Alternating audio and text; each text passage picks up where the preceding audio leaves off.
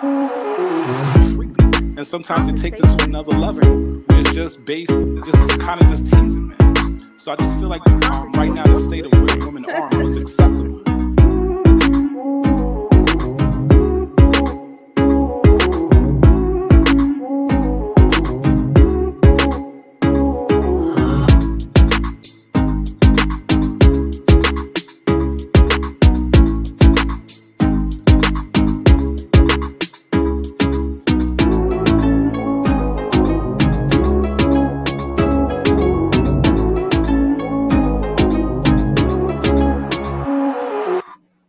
A good evening conversation with friends, family, and we are at episode 9 of Conversation with Friends, where we come to you guys every second and fourth Wednesday of the month. And tonight we have a very good show planned, building and maintaining wealth in the Black community. And we believe that this show is very critical and is very important.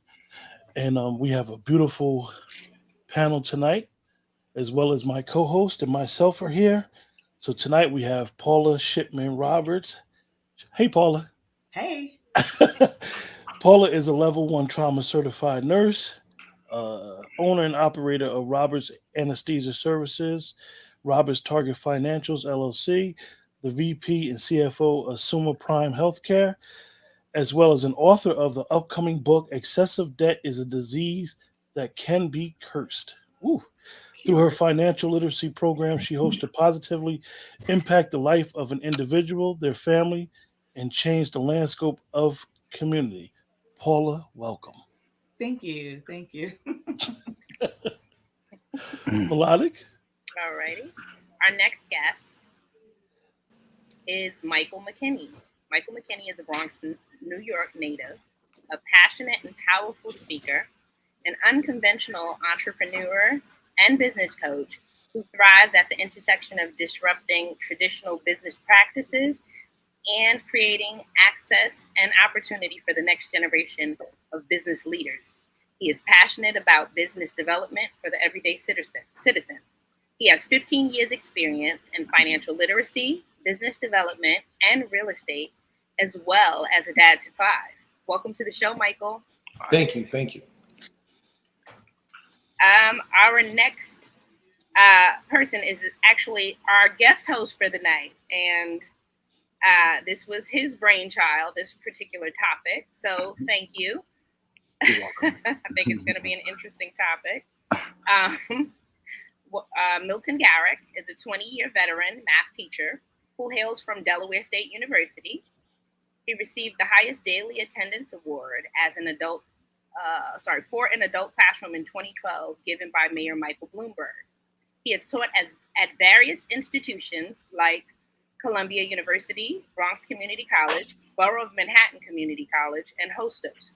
He is a motivational speaker for young adults, a math coach for teachers, a private math tutor, a mortgage consultant and real estate investor, CEO of XRG Group, as well as CEO of MathMovements.com, which specializes in customized math charts for students in grades 3 through 7. Milton, welcome to the show. And Thank you so much.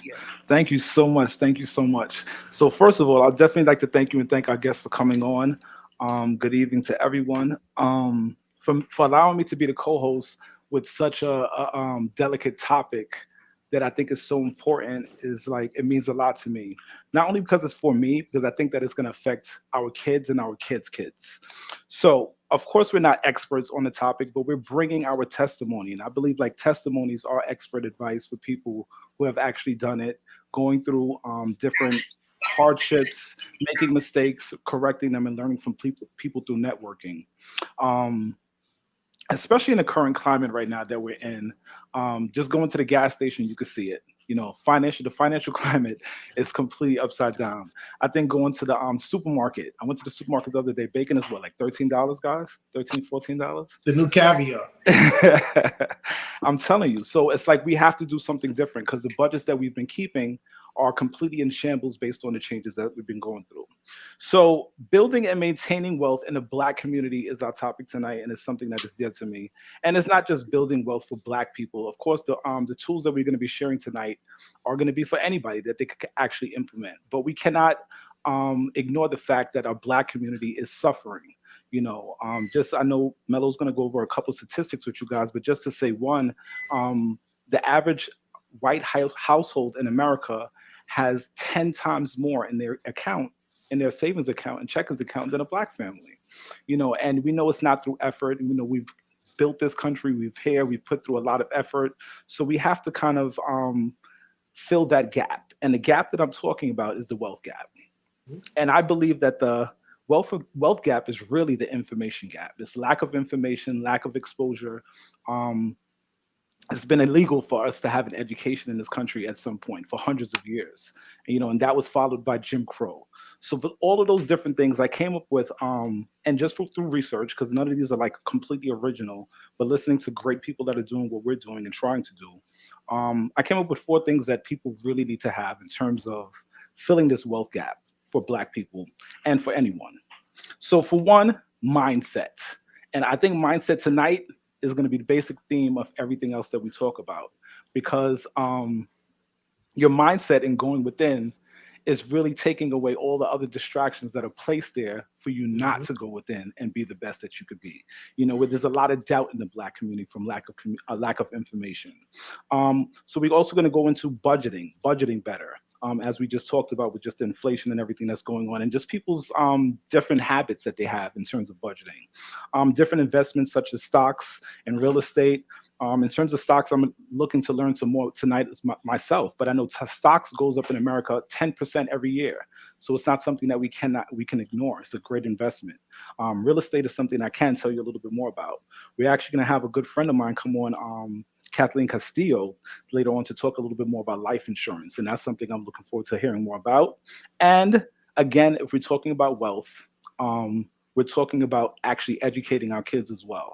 Because if you're talking about wealth, you're talking about longevity. So you could do all of this work, and what everybody's going to face one day is that we're not going to be here, and all of your work could go up in smoke in 24 months, 12 months, 6 months, if they're not educated and doing what they're supposed to be doing. So with that being said, I welcome everybody, and let's jump into our first question. So we're talking about wealth. What is wealth? I mean, we see rich people all the time. We see rich people on TV. And, remember, I want you guys to also keep in mind that we have some younger listeners that are just completely oblivious to some of the topics and things that we may take for granted.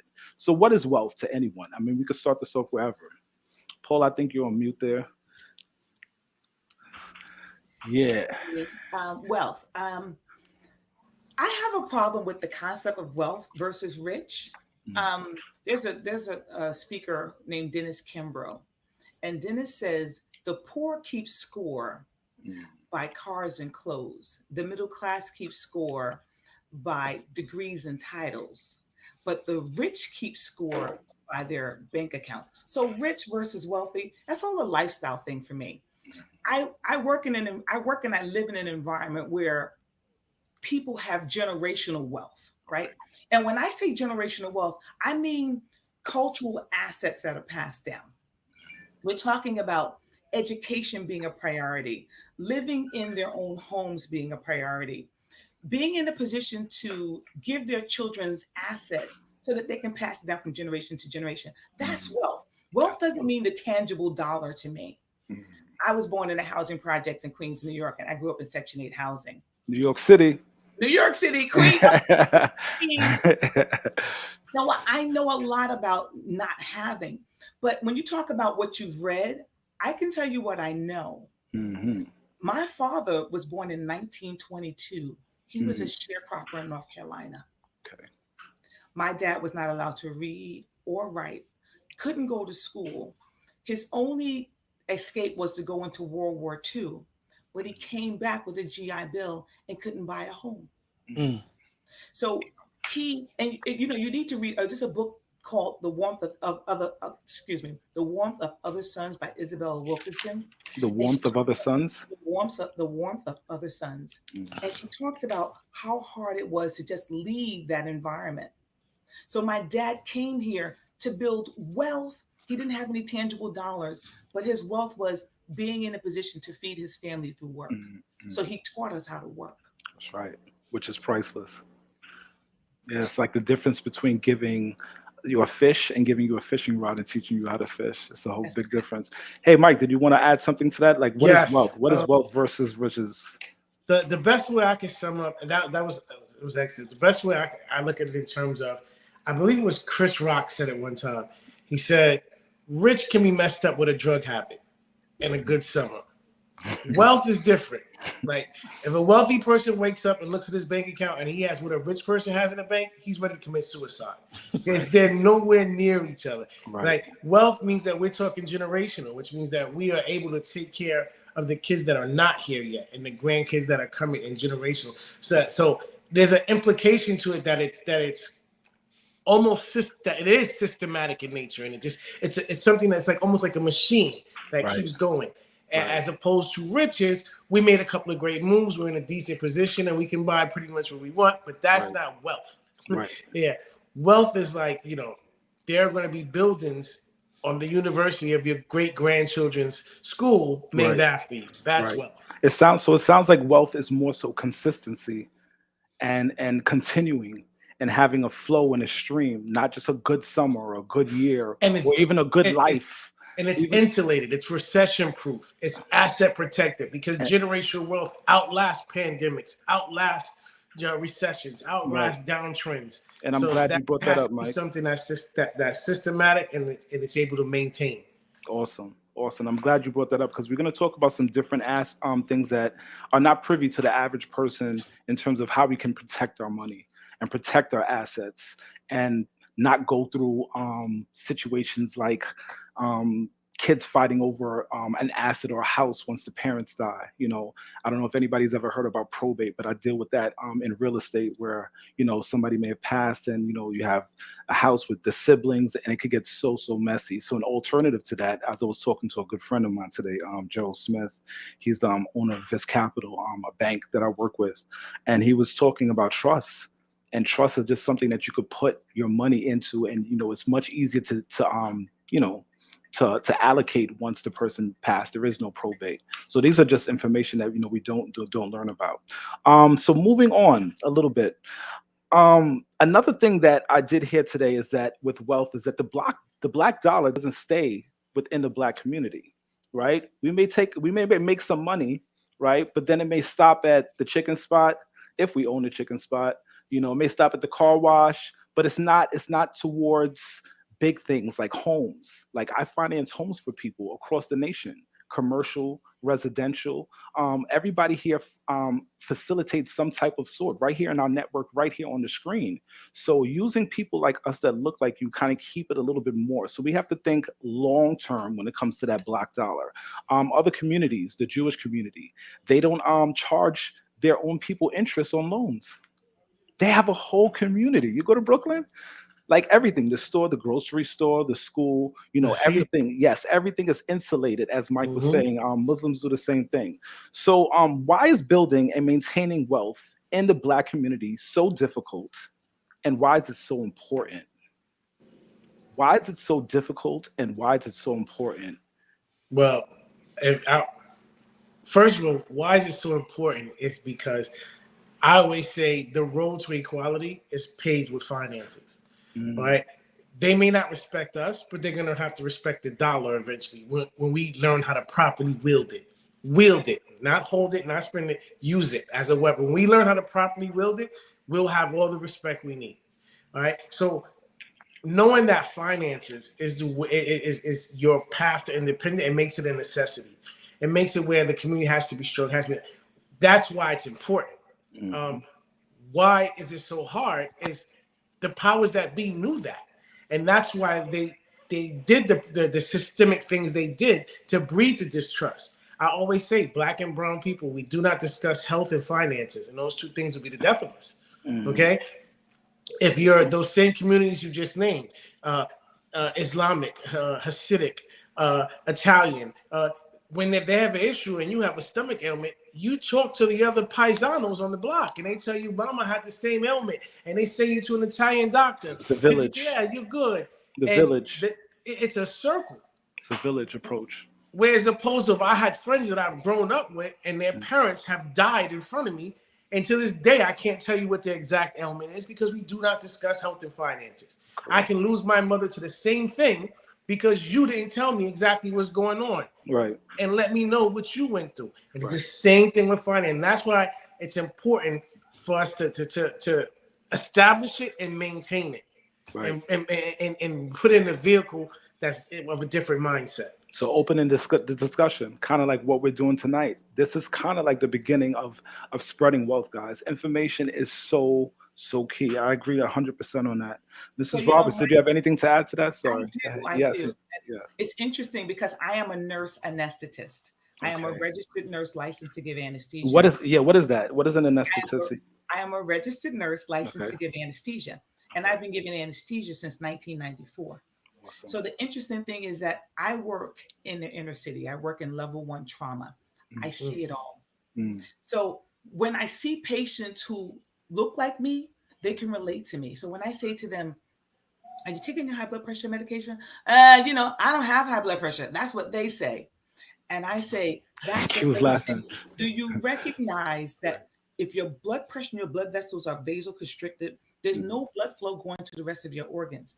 Do you understand that's why you have end-stage renal disease? Do you recognize if you don't control your diabetes? So because I'm in that avenue, I can have that conversation. And I can relate in terms of what we're eating. That macaroni and cheese was so good, but girl, you shouldn't be eating that more than once a month.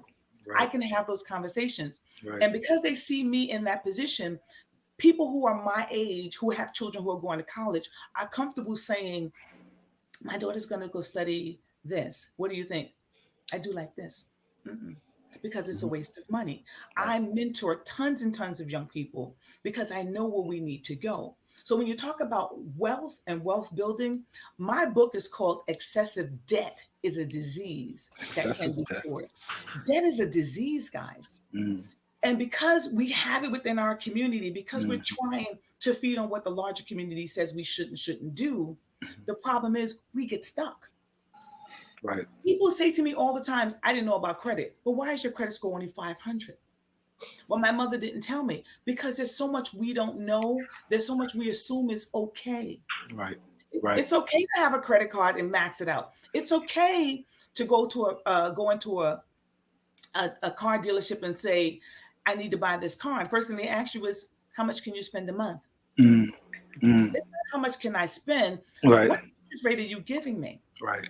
So when I ask anybody on the street, the most intelligent people, what's your interest rate? I don't know. Right. I pay $500 a month. Right. And when I put the numbers by the months that they're paying, whether it's 60, 72, 84 months, and they realize they're buying that car 1.5 times. 2 or 3 times. I'm telling you, 15%. Yes. And then you're stuck.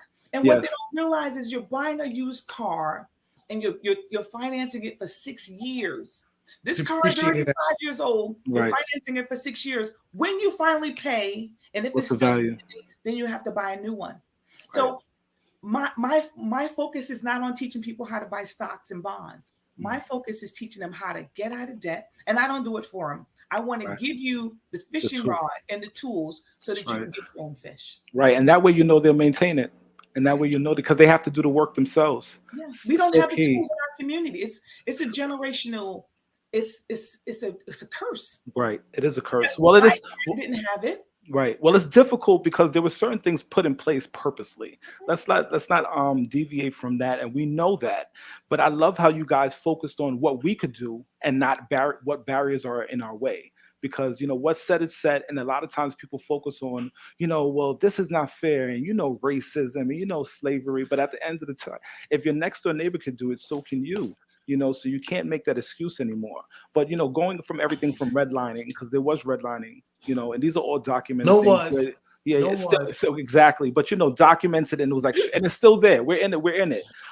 Where minority communities could not live in certain places, not because they couldn't qualify. They had the same qualifications of other people, but they just weren't granted loans to get these loans. to get these homes and actually build their family wealth. Another thing that I looked at the other day, which was so interesting to me, I think it was on CNN, and I was telling a friend about the CNN 10-minute slots that they have for kids. And they were talking about environmental racism, right? And I was like, hold on, what's environmental racism? So we're from the city, we're from the 5 boroughs. Most people, we're here, right? So we know that the 5 boroughs compared to going to Pelham or Country Club or a little bit up in Westchester where there's more greenery, they said that the difference on a day like today could be a 20-degree difference in temperature because of all the lack of canopy in the city. The steel and the concrete absorbs all the heat. So overall, you just living in a place, eating healthy and just being there, you are more susceptible to health issues. You know, that's why the Bronx has the highest asthma rate, I believe, in the country, right? See, my mom is a registered nurse, my sister's a registered nurse, my other sister's a cardiologist. So I had a few of the, you know, the tidbits that you were talking about, Ms. Roberts, and I saw that myself and Michael and Q laughed when you started talking about blood pressure, because we're Black men, so we know. You know, we can relate. And those are things that if we don't know, it could be completely detrimental. We're also going to touch on some credit problems and things that we're going to be talking about, but I want to pass it over to Mello right now, because Mello had some questions, I believe, with that. Mello. Hello, Mello. Hello. So I just have a few questions for our audience. And this is directed towards Paula and Michael. Either one of you can answer or both of you can answer. The first question is, does carrying a balance on your credit card help or hurt your credit?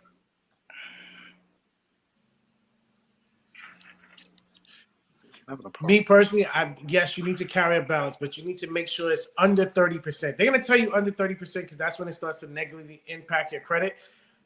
We operate credit a little different in this household because we intertwine the business and the credit and the personal and the business credit together. We use them together. But as a rule of thumb, yes, you should carry over a balance. You shouldn't pay those off. Pay attention to what's known as your post date. Don't pay attention to your due date. Okay, post date is when those credit cards tell the credit bureaus what your account looks like. Make sure it looks good on that day. I don't carry anything on 30% into the following month, and I usually try to keep it around 10, 15, but I'm very precise with it, depending on what we're doing. So yes, but the answer to that question is yes. It's bad to carry a balance. Don't pay it all off, but don't keep anything over 30%. Paula? Michael, I'm glad you changed your thought because I was coming for you. I love it. My clients don't carry debt. And you know why? Because debt is taking away your money. Right. Literally, when you pay interest, someone has their hands in your pocket. Right. Get your hands out my pocket. Mm-hmm. So if you don't have any balances carried over, you don't pay interest, you don't lose your money. Right. So if I owe you $300, I'm going to pay you $300. Right. But what people also don't recognize is the banks has changed it up on us because we don't read the fine print. Mm. It used to be your bill is due every 30 days. Then it became every 28 days. 28 days. These new credit cards are 23 days. Mm-hmm. So if you're budgeting to pay your credit card once a month, you're busted because now it's every 3 weeks. Right. That's why you pay post date, no due date. Yeah. So check it out. Don't carry a balance. If you need to use your card, and I encourage everyone to use a credit card, use a debit card, excuse me. If you need to use your card, you need to get rid of it. Yeah, that is I'm sorry, say that again, Paula. Paula and Michael, that's a question from that's a statement from someone on Facebook. Okay. One of you guys can answer that or explain if what they're saying is correct. Can you post it again, please, Q? I think I can see it. It says, I only spend what I have. I'll purchase off my credit card and pay half one paycheck, the other half next paycheck. Now, but it seems to me that you're still not carrying, you're not accruing any interest because you're still paying it off within the time frame. Right. I think maybe because, like you said, the new credit card. That's what's that. But he's right. The right system. Just make sure. Look what your post date is. Go to Credit Karma. Look at each account and see when it says last reported on. It's going to be the first line in Credit Karma, although I hate Credit Karma. And you look at that first line and they say reported. Say it says last reported on the 15th. that means the 15th is your post date. So make sure you have that car that's zipped before the 15th. The 16th, do what you got. You can go back and do, you can use it again. But on the 15th, make sure you have it at, like Paula wants you at 0. I want you. For I don't some want you to business get things, money. we got to And, order. and I agree with that 100%, guys. I mean, one of the things that I kind of prided myself on was not financing cars. I don't finance cars. I can't do it. I save and I wait, and I don't buy the newest car, because as a math teacher, when I was teaching my students about interest, the same thing that Paula just said, by the time you finish paying for that car, you're paying 2 times the amount for the car, right? And that's if you have good credit, you're going to pay 1.5 times to 2 times. And that's for people with good credit. And then when you finish buying the car, it's only worth pennies on the dollar of what you paid for it. So you're throwing money away, and you're still serving the same purpose. So how important is it for you to have that at that time? And how much can it set you back from real wealth, something that's actually giving you money? Because as black people, we invest too much into liabilities, other than over assets. Assets are what we need to be looking at, things that's going to give us money back. If you're renting, no problem, but please rent to own. Please think about ownership, in terms of long term, because you owning a house, just owning a house in real estate, just an average person buying a house, you don't have multiple houses, you don't have rentals, you're not flipping houses, but every month you're putting money into your pocket, because the money that you're paying, you're accruing also in equity. So if you just add up the amount of money that you spent in rent, any listener, if you're renting just the past 5 years, you're going to be very upset, because that lump sum of money, you're never going to see it again. And if you do what you have to do in terms of the hard work for 6 months, maybe a year, then you get yourself into a situation, everybody else that's depending you into a situation that's going to benefit you in the long term. So I think that those are some key things. Go ahead, Paula. Milton, I agree with you 100%. And my son is 29 years old, and he was living in an amazing apartment downtown Charlotte. Excellent apartment, 1 bedroom, maybe about $1,200 a month. Okay. Then they decided, well, we're going to increase your rent by $200, $300 a month. Mm-hmm. He said, I'm not doing it. Because he had good credit. He had an excellent credit score. He had an excellent debt to asset ratio. That's right. Your DTI is very important, guys. Yeah. He Very was important. able to walk into a program where there was no money down, Mm-hmm. no PMI. Mm-hmm. All he had to pay was closing costs, and he had an interest rate of 3.5%. So imagine if you buy a house that's $300,000 at 3%. And when I say 3%, that's about $300 per 100,000 that you borrow. Mm-hmm. So now on your mortgage, you're paying $900 a month. Correct. Your taxes is probably another $300 a month. Your insurance is probably another $100 a month. So now you're at $1,400 on an asset that you're building, and you're increasing your equity.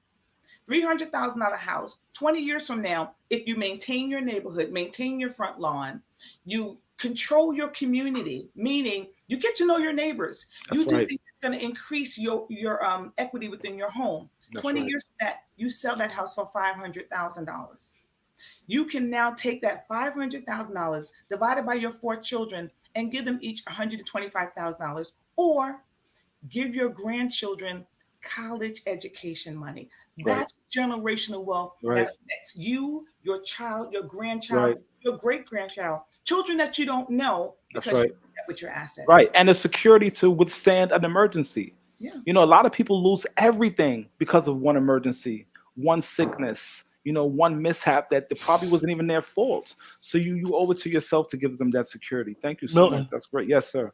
You have 2 questions. You got one that's on the screen now that's coming from somebody that's watching and said, what steps do I need to take to start a business line of credit? Okay. So I think that's definitely for you, Mr. McKinney. All right. To start your business. And listen, people, some people are way more attentive than others. And sometimes you see things. So you'll be like, well, Mike and Paula disagree. No, we agree that first thing in learning this new ideas and these new concepts in money, I want you guys to be very open to them, because as you progress to different stages, the rules are going to change. So stay open and just understand and keep an open mind. All right. And to start your business line of credit, what you'll do is first you're going to start your business. Okay. when you start your business, the easiest way, some people say, oh, I just did an operating agreement and now I'm in business. That's called a sole proprietorship, and we're never going to discuss that again. Okay? So you're either going to you're going to form an LLC, or you're going to form a C Corp or an S Corp, depending on what's going on. Okay, depending on what your business is.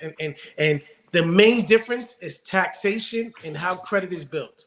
So you'll learn the differences, and then you'll see which one fits your business. Now, once you have your business registration, your business paperwork that you actually filed with a location, a lot of people say, well, if I live in New York, I'm going to file New York. If I live here, that's also not necessarily true. Look for what line of business. If you're doing real estate, you may want to look at Nevada. You may want to look at New Mexico. They have some excellent tax protection for you there. All right. If you're doing high profit, if you're doing business of course, any business we do, we expect to make high profits. You may want to go out of Delaware. The corporate anonymity is ridiculous, and no local tax. So once you consider those, now you register your business. Then you'll go to Dun & Brad's. Okay, and you will get yourself a DUNS number, all right, to coincide with your business. And that is not off of your social, it's off of your EIN number. That's what you got, your tax ID or your tax ID number, which is what you got soon as you, that was a second step after you got your business paperwork. So now you have your DUNS number. You are going to take and do what they call net 30 accounts. Okay, now right now, because this is Milton and we have another type of relationship. What I'm saying here, there are people right now that are cursing me out and screaming because they charge $2,500 for you to do this. So I'm telling you what to do, okay? Right. You are going to go get some net 30 accounts, preferably 5 of them, like Granger, Uline, Staples, things of that nature, okay? Get those 5 accounts. Use them responsibly. Responsibly means you're going to use Paula's system. You're going to pay them off, and you're not going to carry anything into the next month, okay? And we'll pay them on time for 3 cycles. A cycle is usually 30 days, okay? So for the next 90 days, you will pay those excellently, all right? Once you do that, you will establish a paydex and a score for your business. And after 3 months, if you keep those 5 accounts maintained responsibly, you should be able to go into a car dealership. Paula, this next question is for you, I think. That one. If I keep it at 0 all the time, will it look to the creditors as if I am not using it frequently? No. All of that's being monitored continually. People watch your activity. Your activity's there. But what happens ultimately, your credit, I personally get my credit report from Bank of America every month. And it gives me my trend for the entire 12 months of my credit score. So no, just because it's at 0, it just shows responsibility. Right. And it doesn't have to be a large amount, right? We're not saying spend $5,000 and trying to pay that down. Stick to $500. Right. If you need to use your card, and again, what are your goals? Is your credit score 500, 700, 800? What are your goals? What are you trying to achieve? Mm-hmm. I have a client who he had a credit score of 550, went somewhere on Jamaica Avenue, took out a store card and made a whole bunch of purchases and never paid the bill. Mm. His credit score is like 550. He's trying to get an apartment. And he says, Paula, how can I increase my credit score? We pulled his credit score. We pulled his credit report, pulled his credit score. I said, what happened 1, 2, and 3? I didn't pay them. I said, if you don't pay your bills, that affects you until you get them done. So somebody told him to go online and go to one of these credit repair services. And when we pulled his report, I know Michael's going to make that reaction. It appeared that he took a loan from them for $500 and he's paying them back in $50 increments over the next 18 months. So if he doesn't pay them, that worsens his credit. But ultimately, they're charging for a loan that they never gave him. Lexington Law? Huh? Was it Lexington Law? It was somewhere out of Atlanta. Okay, Milton. 1 second, Milton. Yes. We have Kathleen here. Well, Kathleen Castillo. Can you hear me well? Yes. We can. How you doing, Kathleen? Good. Hi, everybody. Hello. I'm Milton. He's like my brother. Yes, yes, yes. I've known Kathleen for decades. Again, another person that I've known way before we got into business. Both working a 9 to 5, and we reconnect on the business side. So it was great. So one of those things that you talked about, Q, was trust, and why a lot of people don't get into relationships. I think we are talking about that a little bit, and that's a big thing. So knowing people like Kathleen and Mike, and now I know Miss Roberts. Miss Roberts, I'm gonna be hitting you up. That gives me a lot more confidence to do what I'm doing when you see people and you get a chance to talk to them and network. So I think Mello had a question for you, Kathleen, just in terms of life insurance. Kathleen's going to be talking about life insurance with us tonight because that's a big part of investing that people don't talk about. I'm actually ready to learn a few things because I don't know too much about it. And Kathleen has been kind of calling me and hit me up over the past few months and kind of, getting on top of me to get that together. And I'm definitely interested now. So without further ado, go ahead, Mello, shoot away. Well, first, I would like to give Kathleen an introduction. So, Yes. if you want to go ahead and read her bio. Thank you. Do you want me? No, I got no, you. I got you. We haven't. Kathleen was in the back for a minute while we were discussing some stuff. So I did see you, Kathleen. So I apologize for keeping you back there for so long. Kathleen Castillo is a certified human resources executive with 18 years of HR management experience. She is the founder and CEO of an HR consulting company, Ingrid & Co. LLC, as well as a licensed insurance agent who practices in multiple states. She is on a mission to help families create generational wealth. That's right. Thank you. Welcome, Kathleen. Thank you.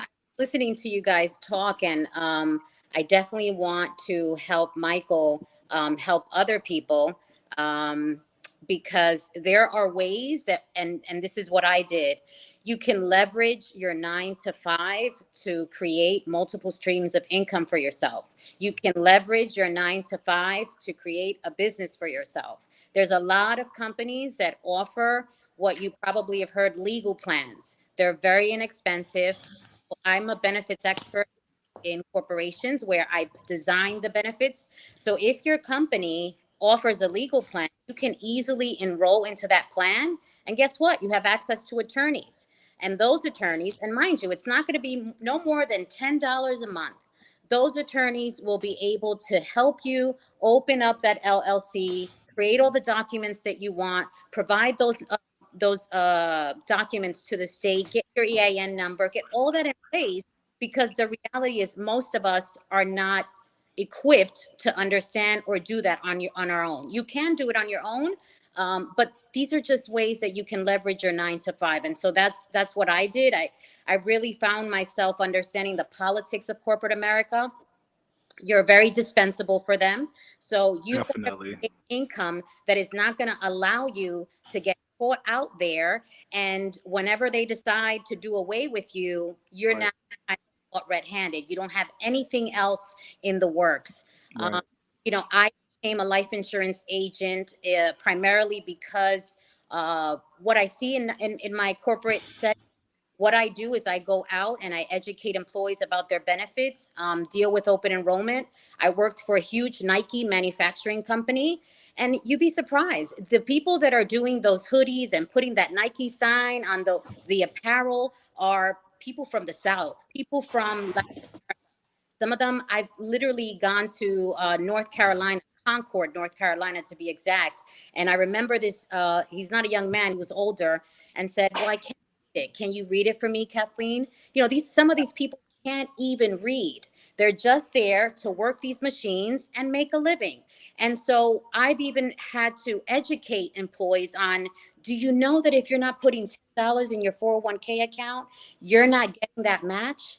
For all the 25 years that you've been working for this Nike manufacturing company, you've been giving up free money, even if it's $5, so that you can get the match. So there's so many people that are uneducated. And so for me, becoming a life insurance agent, I lost my mom in my mid-20s, and she didn't have life insurance. And that is quite embarrassing when you don't have the money to properly bury your parent, your significant other. Right. And so as I started to educate myself, I met a young man that was in the life insurance and investment business. I started to learn that there are numerous ways that you can really leave your family in a good financial standing. It doesn't have to be complicated. I think there's a lot of life insurance policies out there, and a lot of us get lured by the cash value part of it. The reality is that is way too complex for most people, and you're paying larger fees had you just taken the part of that, put it in the actual investment. So what I do is I teach people on term life insurance is simple. You set it and forget it. It is the lowest cost of life insurance plan. And you can't just do that, right? Because life insurance is not meant for it to last your entire life. It is meant to protect your family members. So while you have young children who haven't gone to school, you maybe owe a part mortgage, so you still have debt that you want to be able to leave them to deal with that, and have some extra. So for me, it was important to be able to teach people. And also, a lot of people get into these policies and they don't understand how it works. Right. So as an agent, my job is to educate you to say, this is what comes with the policy. You know, when my mom was diagnosed with terminal cancer, if she had had a life insurance policy, we could have taken out 40 to 70% of the life insurance money ahead of time. She could have used that to maybe coordinate all of the life funeral expenses, maybe pay debt, pay off a mortgage. So you don't have to deal with any of that. And those are the things that people just don't understand. Right. So why I'm passionate. Yeah. I mean, Kathleen, that's some great information. Great information. I love that we could have this recorded so people could rewind and see some of this stuff.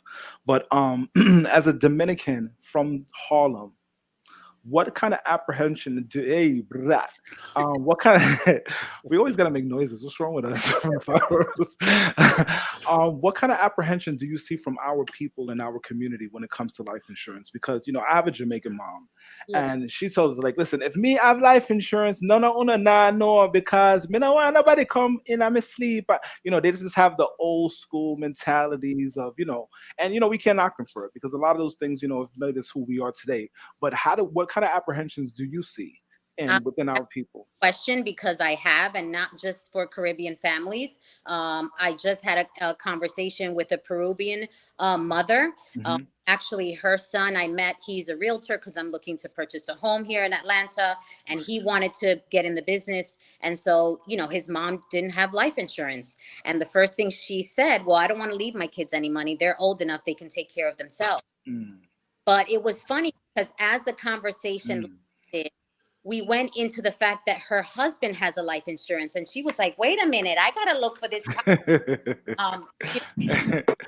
Interested in the one that her husband has for her, but he felt like, well, and I, even my family members, right, who I had to convince on why it's important, have said, well, I didn't have it, and it is what it is. So why do they need it? And I think for us, it's about creating an opportunity for our children to really not suffer, to not struggle, to not be embarrassed. When you pass away, especially if you have young children, how are they going to sustain?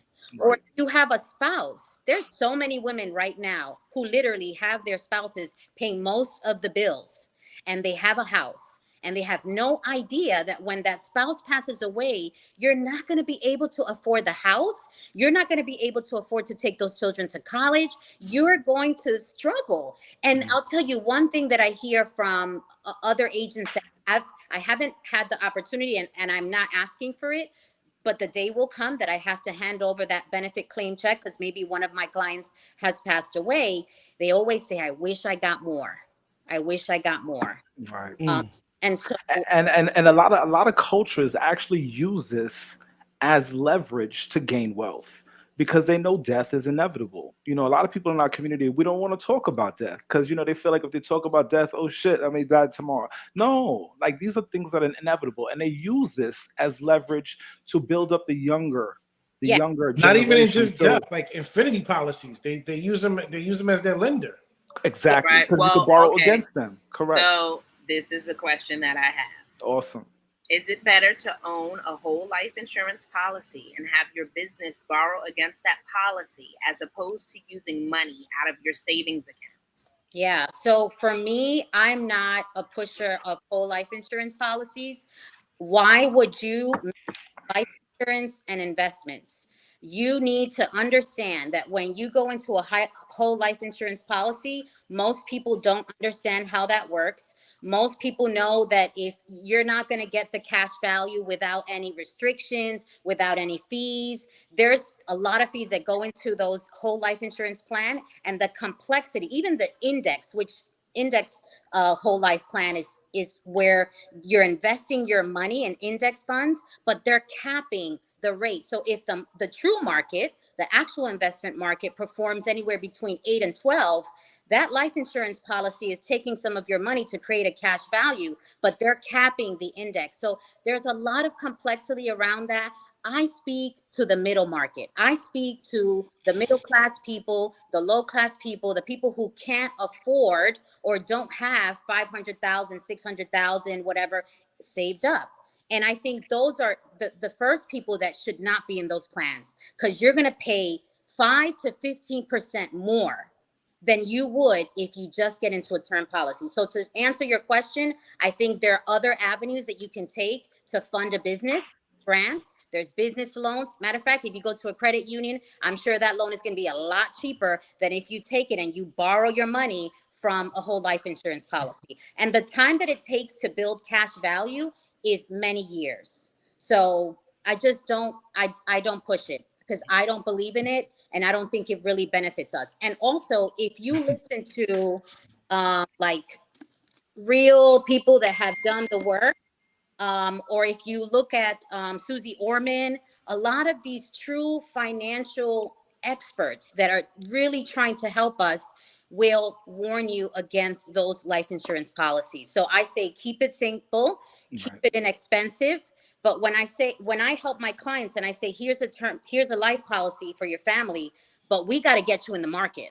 Right. What are you doing with the other part that you're saving, right, by not going into those other types of insurance policies, and put that in the actual market? So if, let's say, your policy is for 35 years, at the end of that term, you could continue it, but you shouldn't have to, because you should have a great chunk of change in the actual market. And that's see, And these are things I'm learning right here tonight. And I know it's key to everybody who's listening. Mike, are you gonna jump in and say now something there? it's a so the person's question, should they borrow from their savings account or from their, it's a niche market when it comes to using the insurance policy as a lending tool. All right. So in that, there are certain things. This is not something where, if say I need 20,000 for my business, I'm kind of new in business, or I'm looking for startup money. This is not the option for that. This is not that crap. Okay.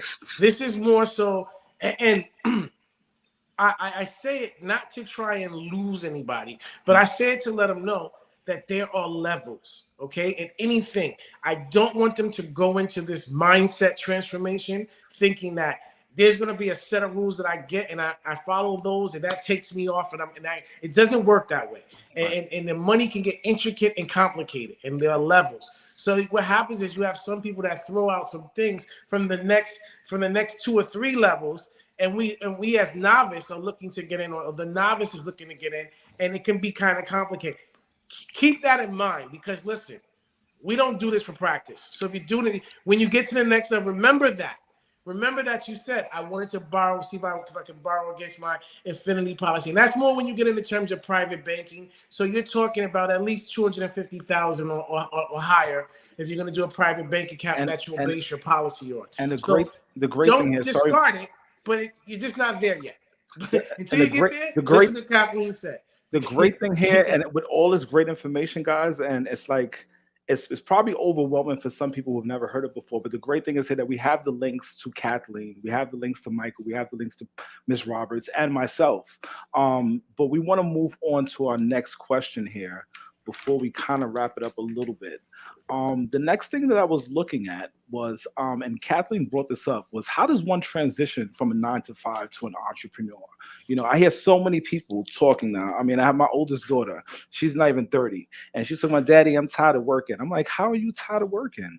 At your age, I had 2 kids, I was working overnight, going to class, I was doing all types of stuff." But I think after the break that we had with the quarantining, and people kind of started to wisen up. So for a person that's just been working and they're tired of working, they realize, I've been doing all of this, I've been working for 20 years, I don't have any much money saved. How do they transition to a 9 to 5?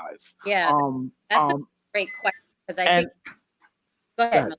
Sorry. Yeah, I just think that also something that we touched on was mindset.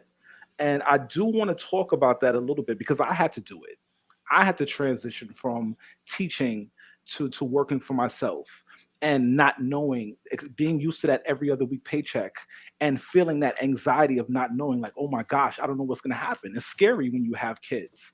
You had a little bit of money saved up. I had to take a sacrifice from other things, and then you jump in. But you want to educate yourself the most. I think the best advice I could give anyone is to eliminate the distractions. There are a million things externally that are pulling you in every other direction that's not going to get you to where you are. Center yourself, get quiet. I mean, at the time when I was transitioning, just to tell you one small story, I started growing plants. Like, I just started growing plants because it was something that, I always kind of wanted to do, and it was just so relaxing. We had all this time on our hands. I kind of practiced it in the classroom with my kids before when I was teaching 4th grade, so I kind of knew how to germinate and stuff. But overall, just seeing that life coming from darkness was so motivational for me, and it taught me so much, and so much could bloom from that. So go within yourself, read books, do your research, do your work, get centered, stay around like-minded people. Show me your friends, I'll tell you who you are. That saying has been around before all of us were born here. And it's living for a reason. It stayed alive for a reason because it's true. They say that you're only $5,000 or $10,000 away from your friend's bank account after 10 years of being with each other. So either you're going to go down or go up.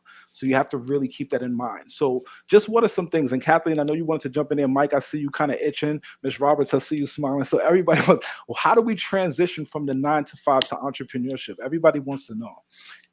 Well, as a business coach, going into the pandemic, I was set to transition out there. We have a lot of things we do. We have 18-wheel trucks. Well, we have real estate. I do business coaching. We have Airbnb. Now, going into the pandemic, I was set to relinquish business coaching. It got to the point where it just couldn't be fair to the client because we had so many businesses we were working on ourselves. I couldn't devote the time. Right. So I had to pretty much cut it down to only my more advanced clients and really not handle my novice clients. So as I announced to everybody, because we were set to do this huge real estate acquisition deal with 95 properties, and thanks to Milton, and what happened was the seller was doing a mall. So of course, when the pandemic hit, his mall imploded and him selling us these 95 properties imploded. So I had to do a shift. So, and in doing that shift, I had announced to everybody I was no longer going to be business coaching.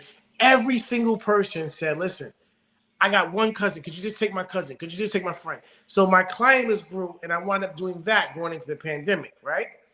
So what I noticed was 65% of my clients were transitioning from their 9 to 5, and they were like, okay, this is a sign from God. Let's do something else. So I have a lot of experience in that transition. The first thing you need to do is change your mindset. And I understand it, and I get it, because when I first wanted to become an entrepreneur, I became very impatient with everybody telling me work.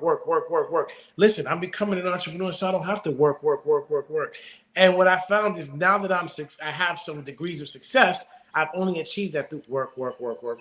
So I'm realizing now that some of the things that we hear repetitively and we hear that we may overlook them, are very important, because I needed those foundational steps in order to take the next ones. So if you're looking to transition, the first thing you need to do is you need to take on the mindset of an entrepreneur. What does that mean, Mike? You keep on And saying that you keep on means- saying mindset. What does mindset mean? Now, the reason why we say mindset, and the reason why when you say it, it's such a passionate, because it's an encompass. It encompasses everything. Okay, Right. you are not going to change one or two things. Well, if I change my sleeping habits and I change this, then now I can be no. You're going to have to change everything, because entrepreneurship, it affects everything: your relationship, your parenting, your budgeting, your finances. You are everybody. Where do we start? So Miss Roberts, and I love what Mike is saying, because I agree with it 100%. But me and Mike and myself, we talk all the time, so we build off of this, and we got to this from these type of conversations, because you need that network, you need that person to lean on sometimes, because it gets tough. Miss Roberts, what can you give us about mindset and transitioning? Well, I can tell you, I never wanted to be an entrepreneur. My father was a laborer. My father taught us a hard day's work equals a hard day's pay. So when my husband decided I'm going to leave his 9 to 5, and I said, "You're going to do what?" And I'm 9 months pregnant. You're doing what? I was not happy. I was mad. Right. He had a plan, right? He started AT&T. He was saving $200 a month.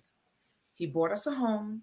Our mortgage was never in jeopardy. I was a stay-home mom, although I was a professional. I decided to stay home with my kids. I tell my clients now that during the Great Depression, there were more millionaires made in America than any other time. If COVID-19 is your Great Depression, what are you looking to do? And yes, it requires a mindset shift. So me personally, although I have 2 LLCs, I have an S Corp, I'm still a 9 to 5er. 9 to 5 pays my children's tuition. My children, and also in creating generational wealth, my children have no student debt. Each and every one of them did 5 years. Both of my girls, who are smart, they have 2 bachelor's degrees because I paid for them with my 9 to 5. In addition to doing my businesses on the side. So with my book, Debt is a Disease That Can Be Cured. Can you see that? No. Just focus it. Just hold it there. It'll focus. There we go. There we go. My book. It's called Excessive Debt is a Disease That Can Be Cured.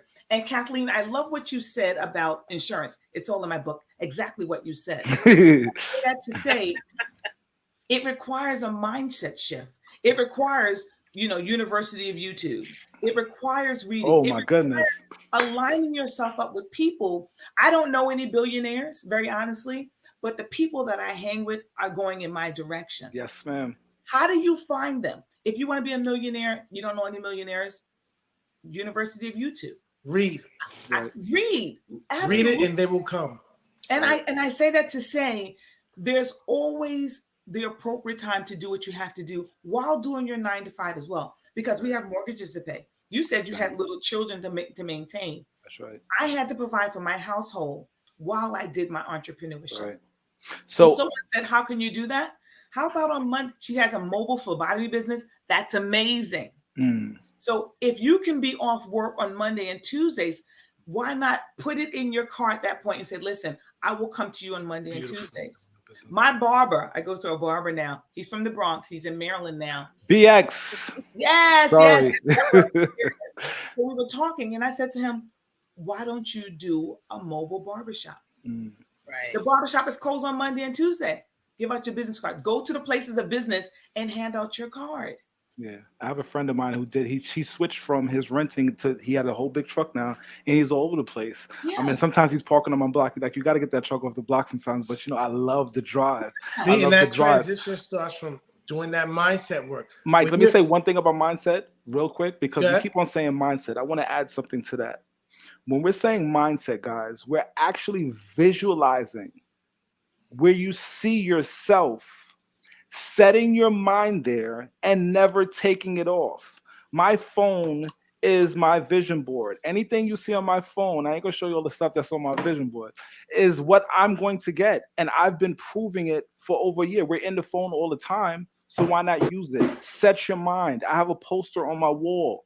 my 30 days. I have a calendar right here on my desk, another 30 days. I'm always seeing what I want for this week. I set closing dates on dates because I expect it. I expect money. I expect riches. When the birds get up in the morning, they're not worrying about getting food. They're not worrying about worms. They're chirping. They're happy. They expect to eat that day, Q. They expect to eat, and Oh, they gonna eat too. They gonna eat, and because you know why they expect it. And we have a mindset of talking about what we don't have. Let's talk about what we want. Let's talk about where we see ourselves and believe it. Yeah. Tangibles. And when to switch my 9 to 5, first thing I would do is I'm going to read everything. And when people say, well, what should I read? But everything. Okay. My book. It definitely read her Start book with the book. Then once I tell my clients this, once you've taken your time, you're gonna read because you're gonna do multiple readings. Okay, that's one thing I try to encourage at least 20 pages a day. Mm-hmm. All right, so you're going to in a physical way. You got to turn the book. There's a reason why. You know what I mean? Where you got to turn the pages. Physical. So you're gonna read everything. Then what you're gonna do is you're going to make certain lifestyle changes and mindset changes. You're going to get in the habit of meditating. You're going to get in the habit of visualizing, in the habit of vibrations. And because that's preparing you that once you enter those rooms, you now belong in those rooms. Mm-hmm. Because if I just drop you in those rooms right now, you're a UFO. You have no idea what's going on. So you're going to take, and this is all preparation for the journey. You're not ready even to start traveling yet. We packing your bag. So you read everything. Then when you see the mind shifts, the mindset starts to shift where you no longer get up at 10 o'clock on Sundays because you have nothing to do. I'm up every day at 5:30. I'm back in bed by 1:32. Right. Okay. And even then, if I can't sleep, I'm researching. Entrepreneurs don't sleep. Michael knows how this looks here. He knows how upstairs of my looks because we're always on FaceTime talking, and we can always catch each other. If we're doing a deal, we're basically married to each other for that time because the dedication and mindset, everybody has to be on the same page for that deal to close or for us to get it. So now go ahead, reading. You're learning things. You're learning useful things. We're not reading hood books. We're reading. We're reading the stuff. What kind of books, Mike? What kind of books? We don't. Sister Soldier's good in its context, but these are things we have to do now. We're going to Rome, so we need to read the Roman travel manual because everything is foreign, and you are to enter as if everything is foreign and you don't know anything. Whatever information you have is good, but you're going to go into this as if you don't know anything. And you start now. Once you're to the point where you can network, and people be like, well, where am I going to network? What network can there are literally events that just say networking. It doesn't say the funny thing about it, Mike. CEOs, networking for secretary, just networking. Go to those events, Mike. The funny thing about it is, once you start, don't you realize, Paula and Kathleen, that things just start to fall into place once you ask the question organically, it starts to fall into place. The next phase is low hanging fruit. You'll enter the rooms, small things. Oh, this turns into $300 a week here, $400 a week. Next thing you know, you've replaced your salary already. And people call you lucky. And they don't realize that luck is what? When hard work meets opportunity. Yes, hard work meets opportunity. That's luck. That's not luck. Go ahead, Kathleen. I want to give the people who are watching those some actual important tangible that they can take action this week. So doesn't matter what kind of business you're looking to open. Yes, I always say mindset is the most expensive thing to an entrepreneur. If you are already an expert at something, don't try to sway so far left. If you're good at something, hone into that because that's going to make it very easy for you to stay committed, stay driven, stay in belief of whatever it is, what business you're trying to encounter. Awesome. But there are organizations, so score.org is SCORE.org.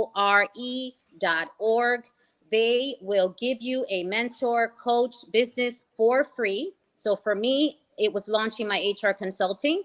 There is an evaluation form that you complete when you get on there, and they connect you with someone who's actually done the work and who has the business already. So I connected with someone who's now telling me how she's doing payroll for companies, what kind of system she's using. And it's not only giving me the technical things that I'm going to need to be successful in my business as an entrepreneur, but she can connect with me when I'm not feeling my my greatest. 1 week, it's like, let's not get into sales, because if you've been in corporate America and now you're in sales, that's a whole different animal. You need different. You got to go after it every single day. Right. But she is there to push you. So score.org is a great way to connect with somebody that can push you and help you with the technical and every other aspect of the business. That's crazy. That's crazy. You never told me about that, Kat. We talk all the time. We talk all the time. You see all of us, we keep on emphasizing connecting, the networking. You know why? Because sometimes the people that you grew up with, your brother, your sister, your mom, your dad, they see you as the person you've always been, not what you're going to be. They don't have your mindset. They don't see that vision. So you end up start getting more support from strangers. Correct. And then more is SBA, so small business. I think it's association or small business association, I believe. Yeah. Small Business Administration. Yes, SBA. They have a ton of stuff on there, particularly your state, grants, business loans, how to manage your debt, how to manage your business finances, all of that stuff, networking. Everything is becoming digital now. How to manage your digital marketing, analytics, commerce, all of that. So there are a lot of great and free resources out there. And I think that's the stuff that the technical stuff that we need to be successful in our business, because reality is that, when you're doing it for your 9 to 5, you've got marketing, you've got sales, you've got PR, you've got IT. Now you got to be all of that for yourself, but you don't do it by yourself. There's organizations that are looking, and right now women are dominating. We have grown 30% in new businesses. New entrepreneurs are women, 30%. And so I think there's more and more women organizations that are looking to support us. That's great. And I think that one thing that wealthy people always say, and to create this mindset why we keep on stressing it, guys, is that if you take all the money in the world and divide it up evenly, because people say, hey, he was born rich or he got lucky, and you divide it up among everyone evenly, they say in 50 years all the money will go back to where it started because of mindset.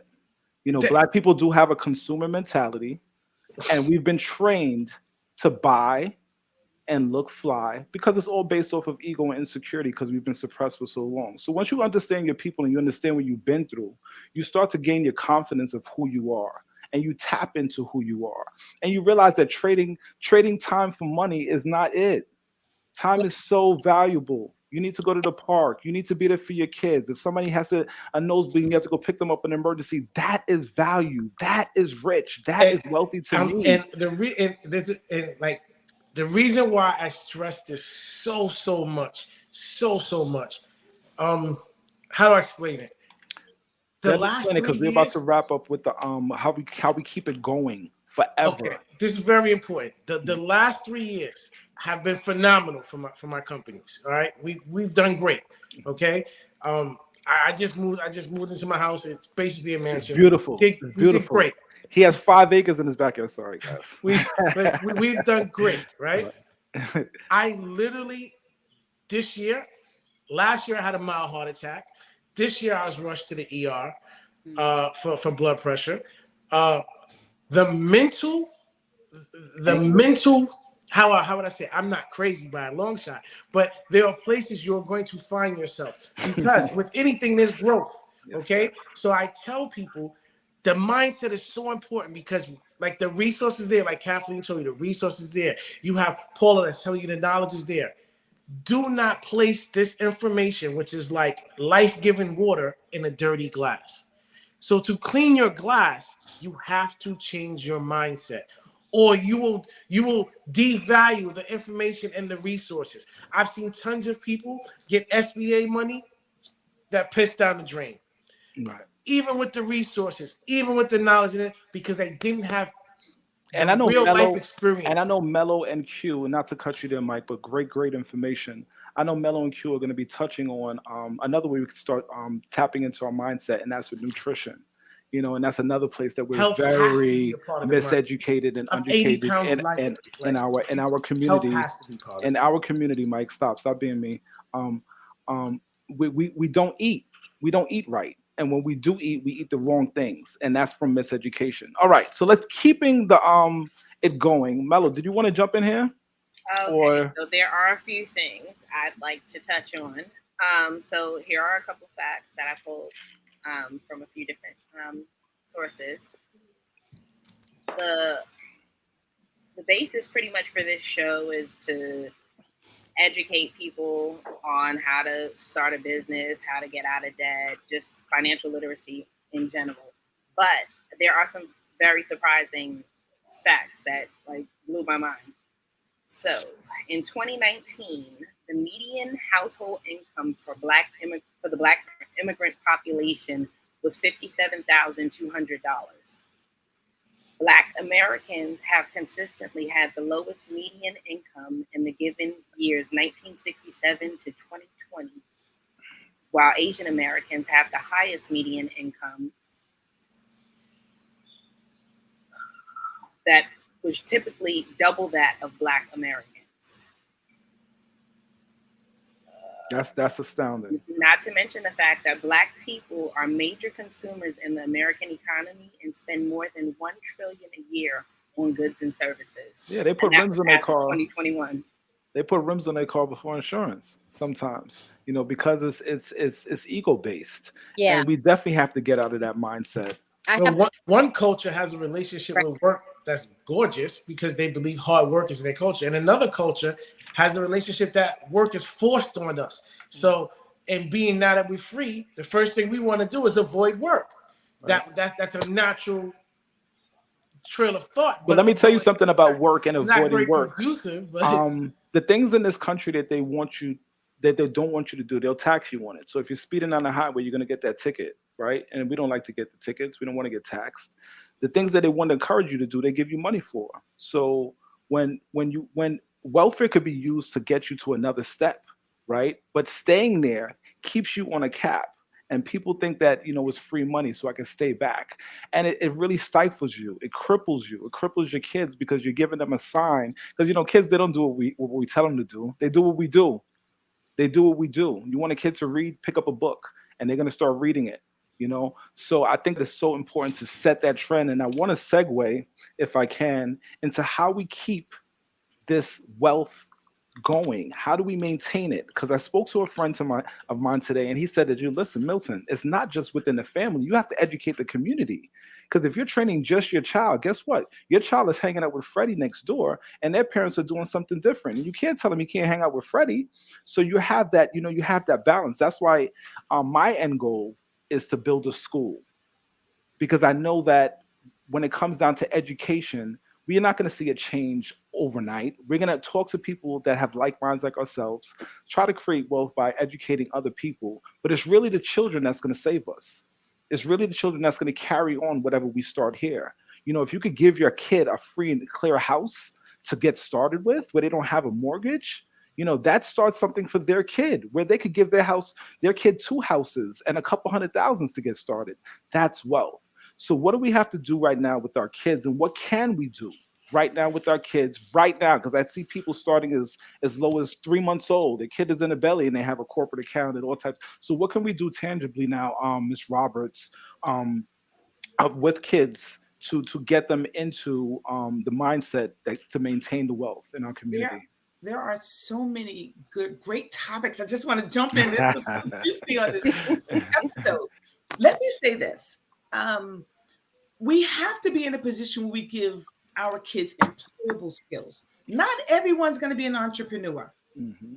We need to get them off the welfare rolls and the mindset of what they're seeing in an everyday environment. So if you build an individual, you empower their families and you build their community, right? So I opened up a school called the Summa Prime School of Healthcare in Washington, D.C. Why? Because me and my business partner, we've been registered nurses, started out of Brooklyn, New York. We got our LPNs, and we recognize with the healthcare crisis, how do we fix this? Who can fix this? We can fix this.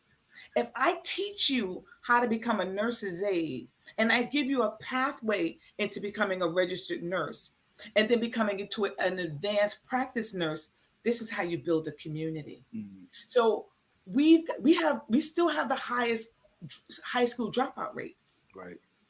And of that rate, 52% of them are African American males, and 43% of them are African American females. What are they doing? Right. And not What doing are they doing? What are they doing? And this all goes back to what we didn't discuss today was the family.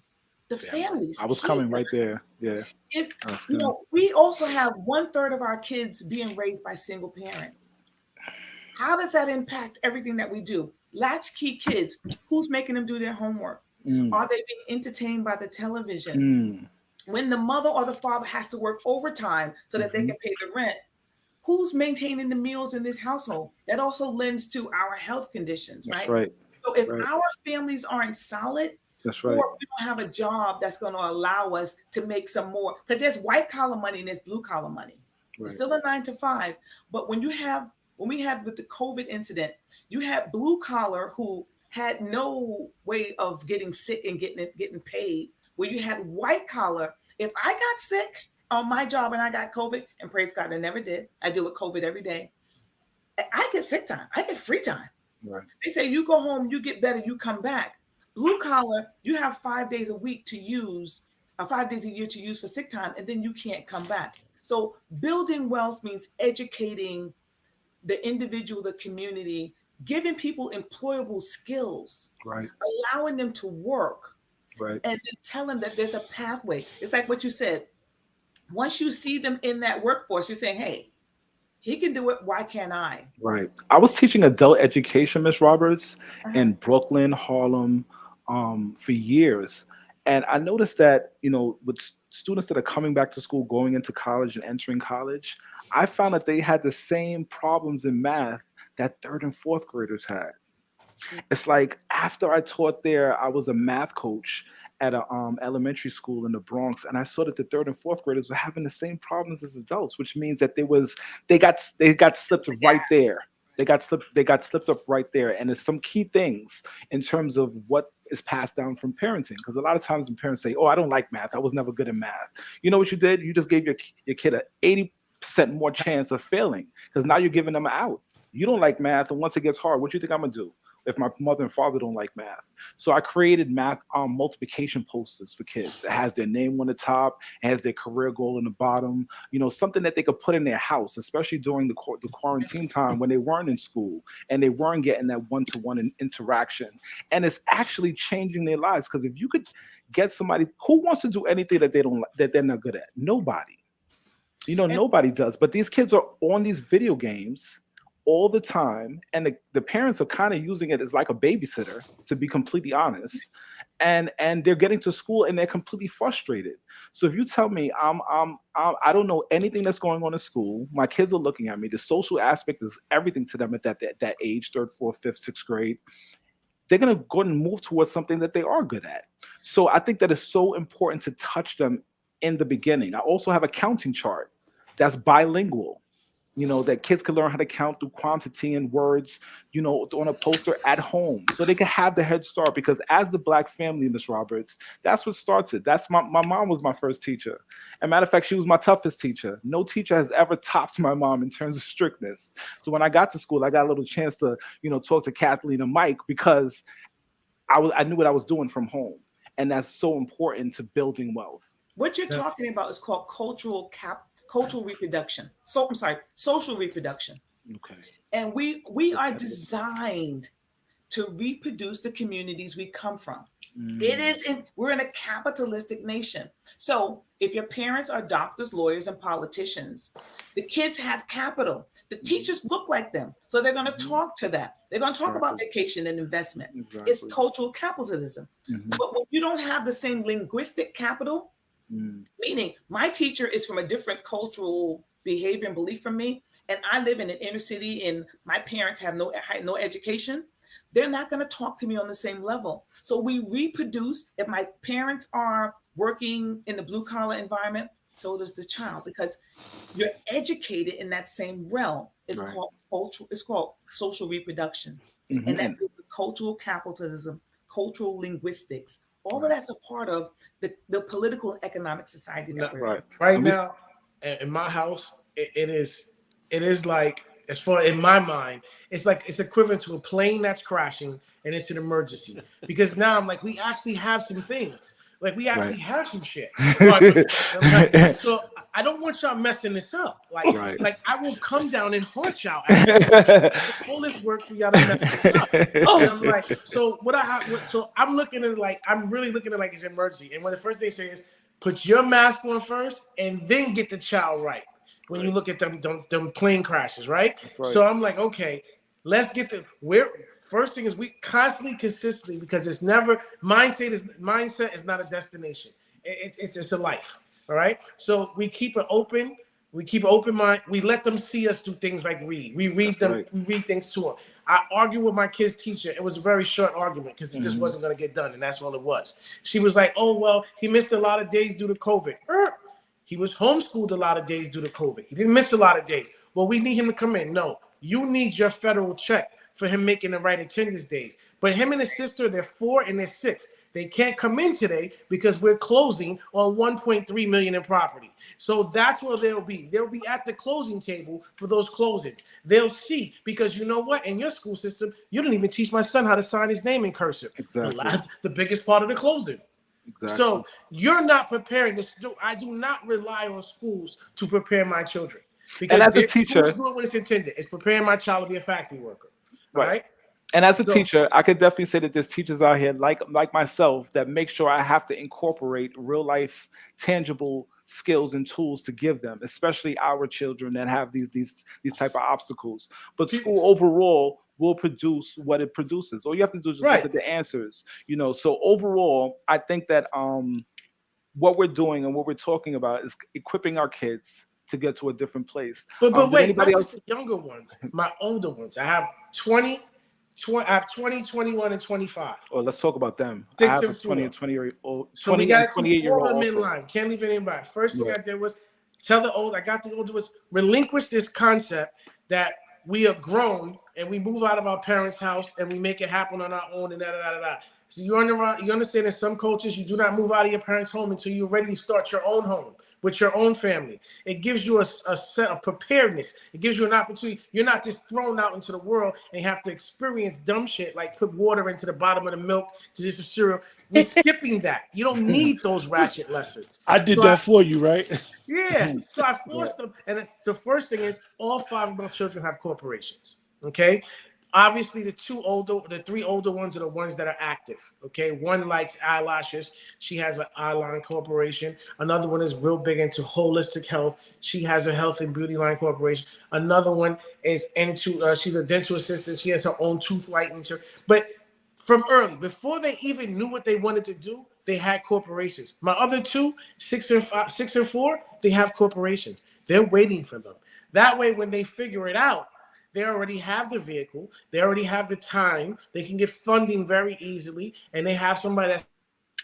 So I tell them, listen, this is the family business. You guys don't gotta like 18-wheel trucks. You don't gotta like real estate, but you're going to learn it.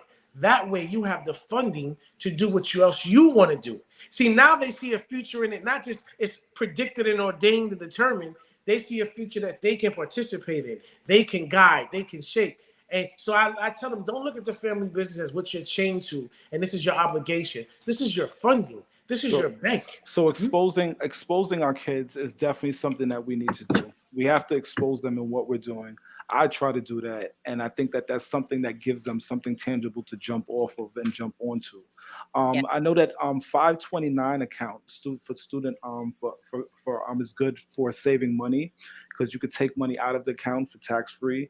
You can put money in there and it's great. And it kind of gives you a little bit of a cushion for, a big investment, which is college. I think we were going to talk about college versus entrepreneurship, but I think we kind of covered that a little bit. Mello, did you want to jump in with something else there? Was there anything else? I know you had some key questions in terms of people who just kind of wanted to get into it right now. Okay, so just for our audience, right now, I'm directing this question towards all of the guests. I would appreciate it if all of you would give your input. Awesome. What's the best thing to invest in right now overall? And what's the best thing to invest $1,000 into right now? Well, I'll start. And I want to go back a little bit to the previous question. With the life insurance, my kids know what to do with the money, and I've written it down on a will. So they know that 100 grand of that chunk, they've got to put in the investment in the market so that they can let it sit, and then they can live off either the residuals of that, or they can use it for something later on. But they know exactly how to get them to use that. I think it's important to not just leave life insurance, but to leave a will or a trust in hand so that your children don't mismanage that money and they know exactly how to use it.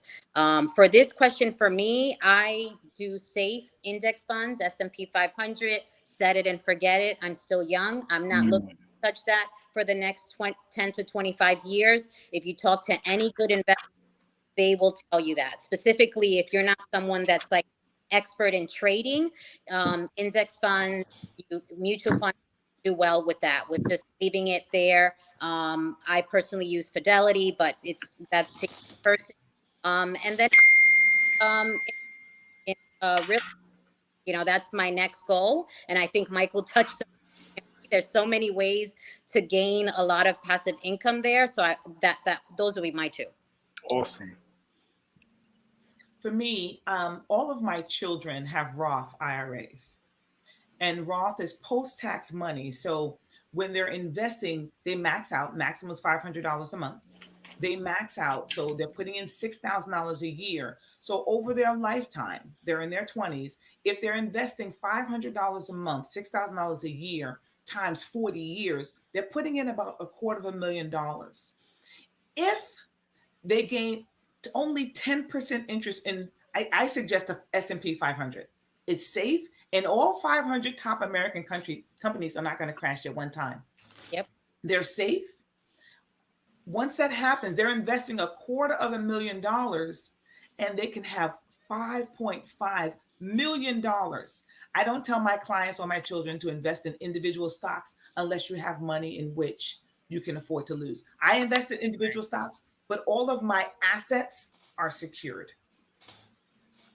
That's great. Awesome. Okay. I would take a little different approach. Those are great. I agree with both of those. Definitely, if I'm looking to invest on a larger scale, real estate, please don't fall for that. Interest rates are up. The market is crazy. That's nothing to do with you. Okay. Yeah, the interest rates are crazy, and it's happening. I've seen people during times of great interest rates still not walk away with a great interest rate. Sometimes you got to do what you got to do to get your foot in the damn door. Okay. But when the market is crazy, there's loopholes and there's unique and neat situations, and you're probably gonna find something in your price point. So get in when the market is crazy. So I would do real estate. If I had $1,000, I'm a little different because I'm wired a little different, and entrepreneurs and flows through my brain. If I was down and I know I had was $1,000 right now, what would I do? Doing what I know, I would take and I would invest in a dispatching class for 18-wheel trucks. Okay, class is going to run you $800 to $1,000. The class is going to take you about a week. Once you conclude that class, you're going to have access to 4 load boards. You can get on Facebook and find truckers that will use you for dispatching, where you will make a percentage off of their loads. You will see your $1,000 back in 2 weeks. All right. And then you have a business, you have a stream that's now scalable, and you can invest more money as you make it to advertising, taking on more clients, then eventually bring on some people to help you out. You can grow with just $1,000. You'll see a quick return, and it's a stream. Right. I just moved my daughter's car from Arizona to Maryland. Cost me $2,100. So you're right. Wow, it cost you a car. Cost you a car to move the car. So I think mine is pretty simple. And I want it to be simple because I want people to be able to get it started tonight right after. Invest in yourself. Yep. Mm-hmm. Quiet your brain. Eat better. Meditate. Be comfortable in silence. Listen more. Talk less. As a communicator, because we're all talkers up here. Mello and Q, y'all talk too. Yeah, this kind of quiet tonight, but we're all talkers up here. But the best part of communication is listening. Associate with the people that you want to be like. Associate with those people. You may have to change your social venues. You may be going to different venues, but associate with people that you aspire to be like. And for the kids, like you guys were saying, I would say kids are so much smarter than us, because we evolve. So the things that we don't think that they pick up on, they do pick up on. So just exposing them and having them around.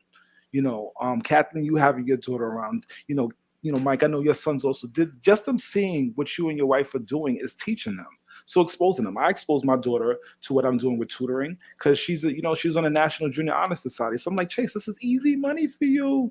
Let them hit your Cash App up if you want to do homework. But get everybody on a Zoom at one time and do homework for 10 minutes. And everybody do follow. Listen, we can make the money happen. Real estate is what I'm into.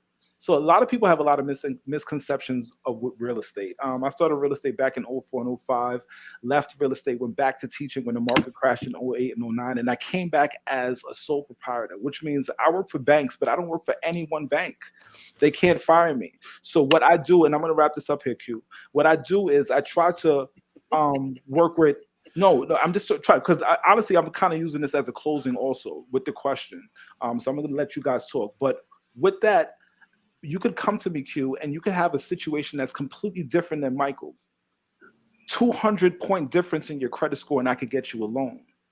With there's loans, private people, I know private people that have millions of dollars that will give you a loan, as long as the loan makes sense, which has nothing to do with your credit. Most people don't know that.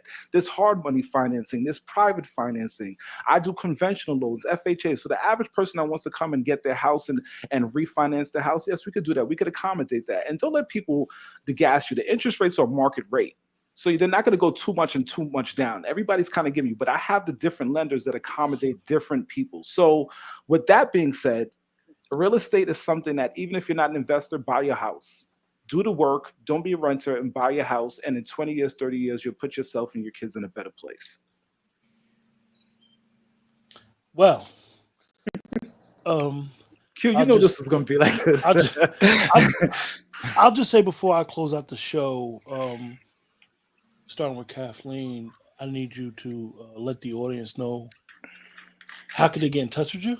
I know that I do have some friends in the Atlanta area, and they would definitely be interested in insurance. And I think that everybody needs to be concerned and understanding about insurance. So you guys let the audience know how to get in touch with you, what you do specifically, so they could figure out or maybe have an understanding of what direction they need to go to next.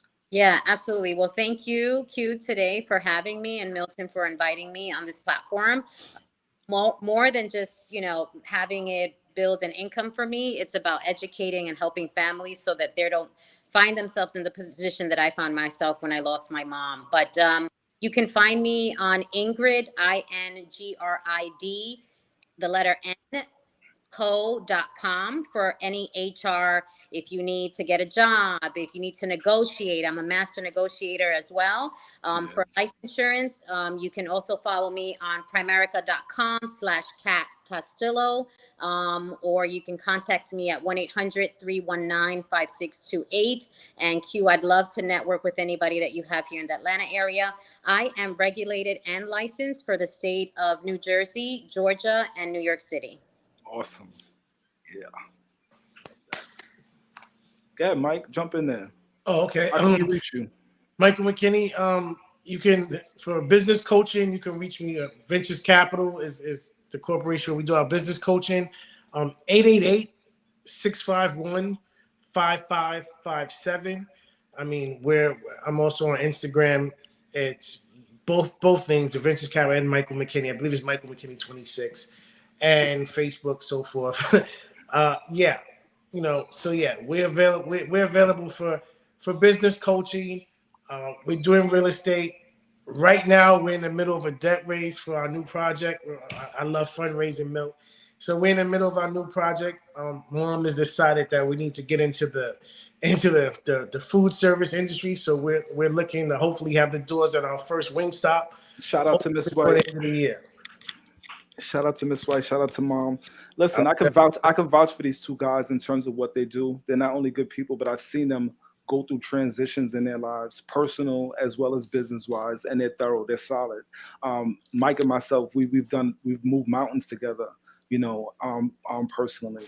Overall, myself, what I do is I am a mortgage consultant. So I help people, as I was kind of explaining before, get their first home, get their investment house, refinance their house, and just educate people. Because I have the background in education with teaching, I love what I do.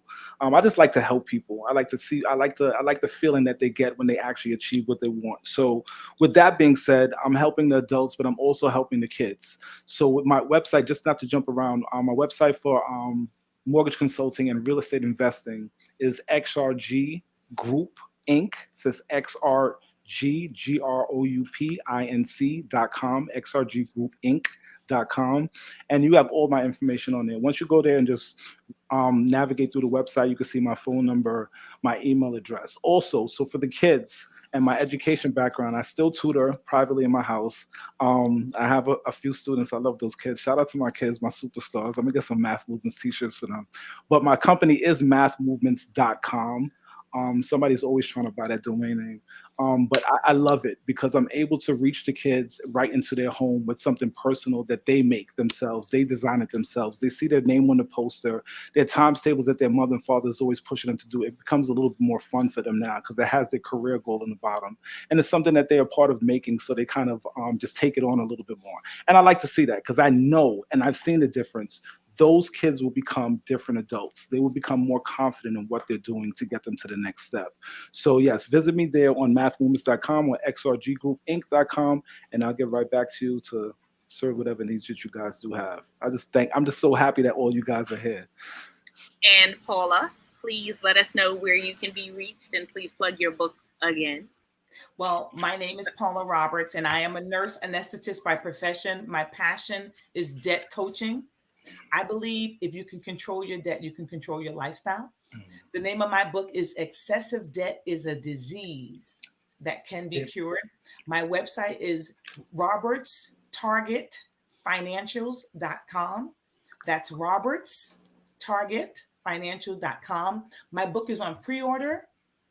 It will be on pre-order on Amazon, I believe the second week of July. It will go live for orders early August. So I'm excited. Awesome. Yes. And just for our viewers, I'd like to let you know that we're hoping to get Ms. Roberts back on the show for a one-on-one interview, hopefully as a preview, a prelude to her book. But that's awesome. We'll talk.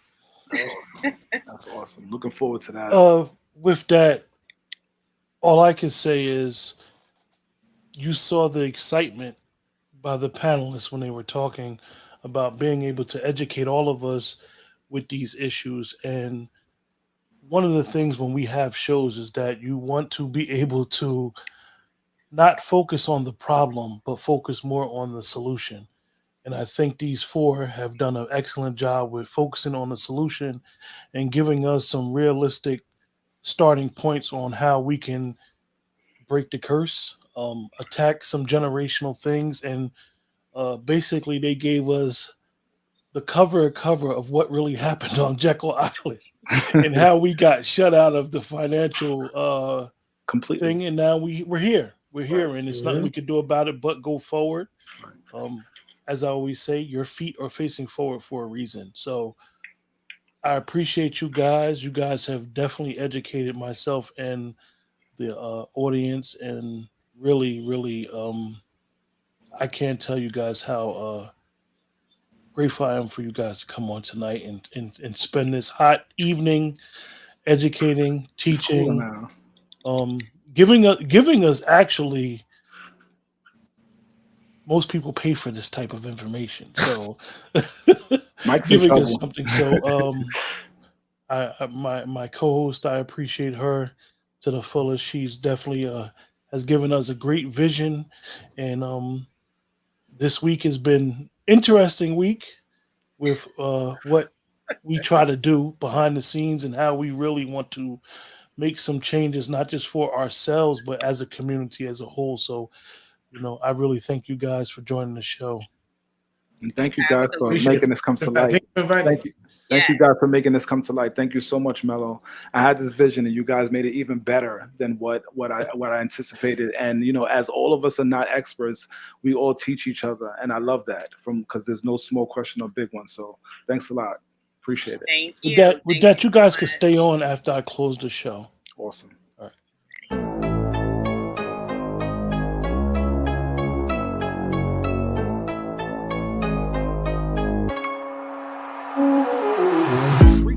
And sometimes it takes it to another level where it's just based, just kind of just teasing, man. So I just feel like right now the state of where women are.